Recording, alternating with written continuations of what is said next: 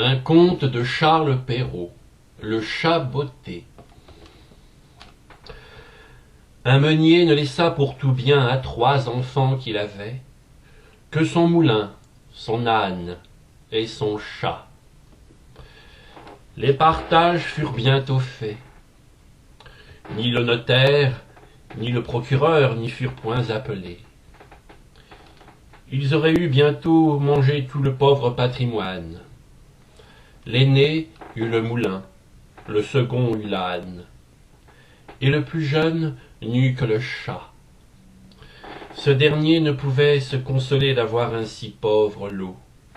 « Mes frères, disait-il, pourront gagner leur vie honnêtement en se mettant ensemble. Pour moi, lorsque j'aurai mangé mon chat et que je me serai fait un manchon de sa peau, il faudra que je meure de faim. » Le chat, qui entendait ce discours, mais qui n'en fit pas semblant, lui dit d'un air posé et sérieux: « Ne vous affligez point, mon maître. Vous n'avez qu'à me donner un sac et me faire une paire de bottes pour aller dans les broussailles, et vous verrez que vous n'êtes pas si mal partagé que vous croyez. » Quoique le maître du chat ne fit pas grand fond là-dessus, il lui avait vu faire tant de tours de souplesse pour prendre des rats et des souris, comme quand il se pendait par les pieds ou qu'il se cachait dans la farine pour faire le mort, qu'il ne désespéra pas d'en être secouru dans sa misère.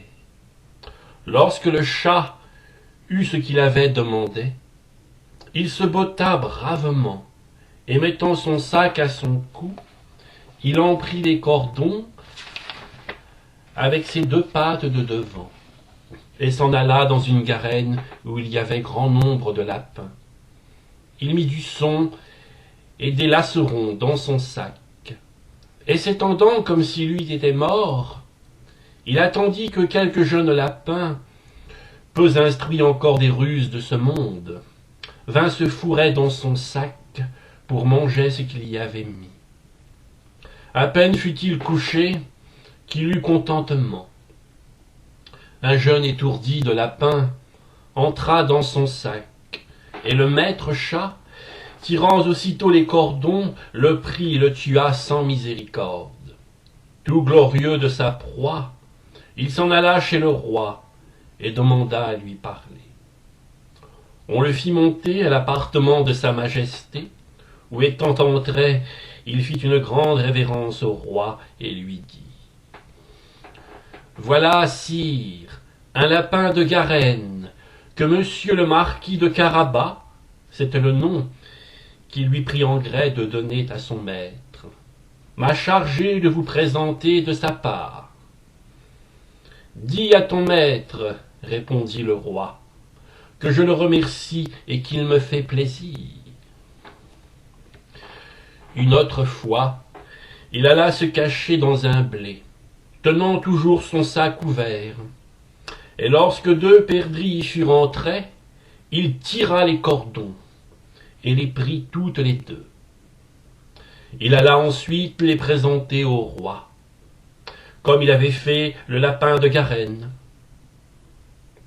Le roi reçut encore avec plaisir les 2 perdrix, et lui fit donner pour boire. Le chat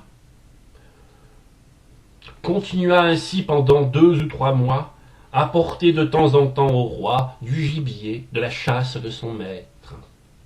Un jour, qu'il sut que le roi devait aller à la promenade sur le bord de la rivière avec sa fille, la plus belle princesse du monde, il dit à son maître: « Si vous voulez suivre mon conseil, votre fortune est faite. Vous n'avez qu'à vous baigner dans la rivière à l'endroit que je vous montrerai, et ensuite me laisser faire. » Le marquis de Carabas fit ce que son chat lui conseillait, sans savoir à quoi cela serait bon. Dans le temps qu'il se baignait, le roi vint à passer, et le chat se mit à crier de toute sa force. « Au secours! Au secours!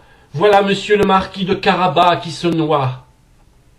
À ce cri, le roi mit la tête à la portière, et reconnaissant le chat, qui lui avait apporté tant de fois du gibier, il ordonna à ses gardes qu'on allât vite au secours de monsieur le marquis de Carabas. Pendant qu'on retirait le pauvre marquis de la rivière, le chat s'approcha du carrosse et dit au roi que dans le temps que son maître se baignait, il était venu des voleurs qui avaient emporté ses habits, quoiqu'il eût crié aux voleurs de toute sa force. Le drôle les avait cachés sous une grosse pierre. Le roi ordonna aussitôt aux officiers de sa garde-robe d'aller quérir un de ses plus beaux habits pour monsieur le marquis de Carabas. Le roi lui fit 1000 caresses, et comme les beaux habits qu'on venait de lui donner relevaient sa bonne mine, car il était beau et bien fait de sa personne. La fille du roi le trouva fort à son gré, et le comte de Carabas n'y lui eut pas jeté 2 ou 3 regards fort respectueux et un peu tendres, qu'elle en devint amoureuse à la folie. Le roi voulut qu'il montât dans son carrosse, et qu'il fût de la promenade. Le chat, ravi de voir que son dessein commençait à réussir, prit les devants, et ayant rencontré des paysans qui fauchaient un pré, il leur dit: « Bonnes gens qui fauchez, si vous nous dites au roi que le pré que vous fauchez appartient à monsieur le marquis de Carabas, vous serez tous hachés menus comme chair à pâté. » Le roi ne manqua pas à demander aux faucheux à qui était ce pré qu'il fauchait. « C'est à monsieur le marquis de Carabas, dirent-ils tous ensemble, car la menace du chat leur avait fait peur. « Vous avez là un bel héritage, dit le roi au marquis de Carabas. « Vous voyez, sire, répondit le marquis, c'est un pré qui ne manque point de rapporter abondamment toutes les années. » Le maître chat, qui allait toujours devant, rencontra des moissonneurs et leur dit: « Bonnes gens qui moissonnez, si vous nous dites que tous ces blés appartiennent à monsieur le marquis de Carabas, vous serez tous hachés menus comme chair à pâté. » Le roi, qui passa un moment après, voulut savoir à qui appartenaient tous les blés qu'il voyait. « C'est à monsieur le marquis de Carabas, répondirent les moissonneurs. Et le roi s'en réjouit encore avec le marquis. Le chat, qui allait devant le carrosse, disait toujours la même chose à tous ceux qu'il rencontrait. Et le roi était étonné des grands biens de monsieur le marquis de Carabas. Le maître chat arriva enfin dans un beau château, dont le maître était un ogre, le plus riche qu'on ait jamais vu, car toutes les terres par où le roi avait passé étaient de la dépendance de ce château. Le chat, qui eut soin de s'informer de qui était cet ogre et ce qu'il savait faire, demanda à lui parler, disant qu'il n'avait pas voulu passer si près de son château sans avoir l'honneur de lui faire la révérence. L'ogre le reçut aussi civilement que le peut un ogre, et le fit reposer. « On m'a assuré, dit le chat, que vous aviez le don de vous changer en toutes sortes d'animaux, que vous pouviez, par exemple, vous transformer en lion, en éléphant. »« Cela est vrai, répondit l'ogre brusquement, et pour vous le montrer, vous m'allez voir devenir lion. » Le chat fut si effrayé de voir un lion devant lui qu'il gagna aussitôt les gouttières, non sans peine et sans péril, à cause de ses bottes qui ne valaient rien pour marcher sur les tuiles. Quelque temps après, Le chat, ayant vu que l'ogre avait quitté sa première forme, descendit et avoua qu'il avait eu bien peur. « On m'a assuré encore, dit le chat, mais je ne saurais le croire, que vous aviez aussi le pouvoir de prendre la forme des plus petits animaux. Par exemple, de vous changer en un rat, en une souris. Je vous avoue que je tiens cela tout à fait impossible. »« Impossible !» reprit l'ogre. « Vous allez voir. » Et en même temps, il se changea en une souris, qui se mit à courir sur le plancher. Le chat ne l'eut pas plutôt aperçu qu'il se jeta dessus et la mangea. Cependant, le roi, qui vit en passant le beau château de l'ogre, voulut entrer dedans. Le chat, qui entendit le bruit du carrosse qui passait sur le pont-levis, courut au-devant et dit au roi : « Votre Majesté soit la bienvenue dans ce château de monsieur le marquis de Carabas. »« Comment ? Monsieur le marquis ?» s'écria le roi.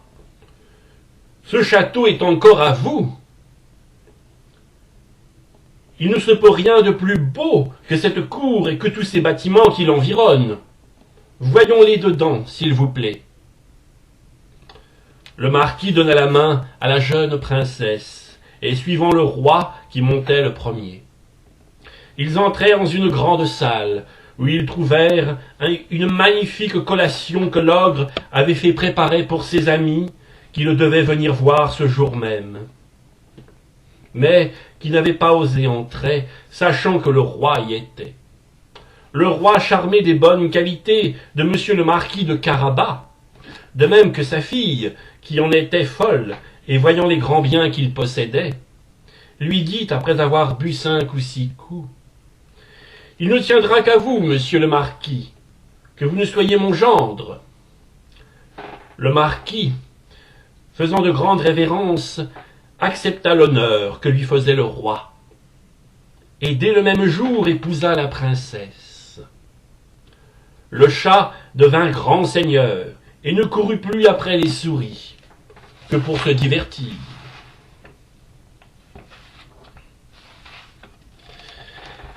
Quelque grand que soit l'avantage de jouir d'un riche héritage, venant à nous de père en fils, aux jeunes gens pour l'ordinaire, l'industrie et le savoir-faire valent mieux que des biens acquis.